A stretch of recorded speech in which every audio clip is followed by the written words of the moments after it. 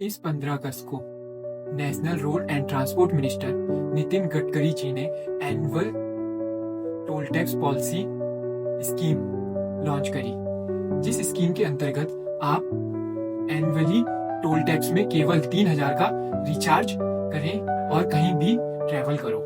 ये स्कीम मुझे पर्सनली बहुत पसंद आई, तो मैंने सोचा आप लोगों के साथ शेयर कर दूं। ये इस स्कीम का मेन ऑब्जेक्टिव था कि टोल टैक्स का जो कलेक्शन है उसको और सिंपल वे में कलेक्ट किया जाए।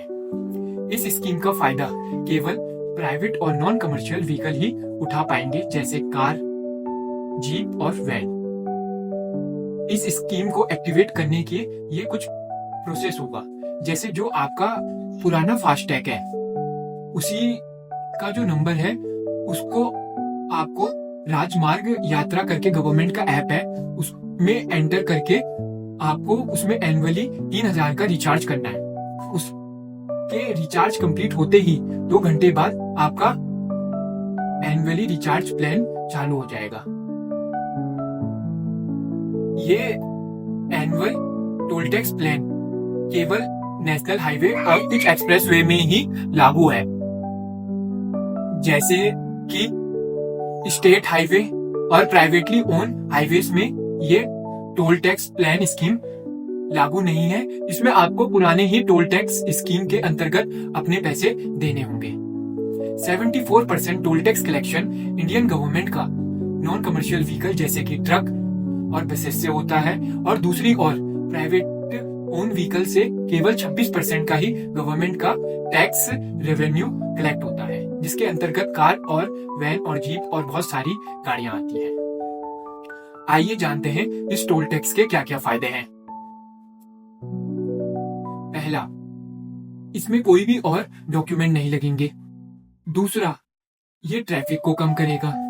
तीसरा, ये पॉकेट फ्रेंडली होगा और बजट फ्रेंडली होगा, खास करके मिडिल क्लास फैमिली के लिए। अब इसके कुछ नुकसान जान लेते हैं इस स्कीम के। पहला है, ये हर एक रोड और एक्सप्रेसवे में लागू नहीं होते, जैसे कि द्वारका एक्सप्रेसवे में ये स्कीम लागू नहीं हो रही है। तीसरा, इस स्कीम के अंतर्गत नॉन कमर्शियल व्हीकल नहीं आते हैं।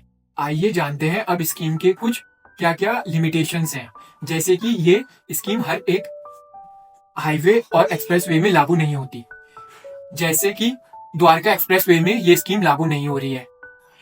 दूसरा, इससे कमर्शियल व्हीकल दूर रखे गए हैं, वो इस स्कीम का लाभ नहीं ले पाएंगे।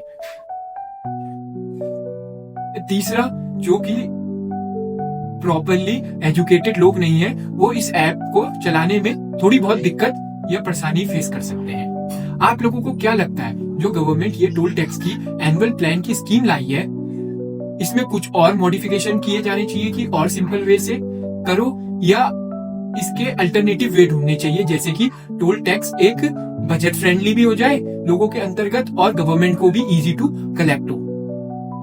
इस प्रकार की इंफॉर्मेशनल और नॉलेजेबल वीडियोस आप लोगों से मिस ना हो जाए, इसलिए इस चैनल को सब्सक्राइब करिए और ज्यादा से ज्यादा अपने फ्रेंड और फैमिली मेंबर्स को शेयर करें जो ट्रैवलिंग के लिए एक हॉबी और पैशन रखते हैं।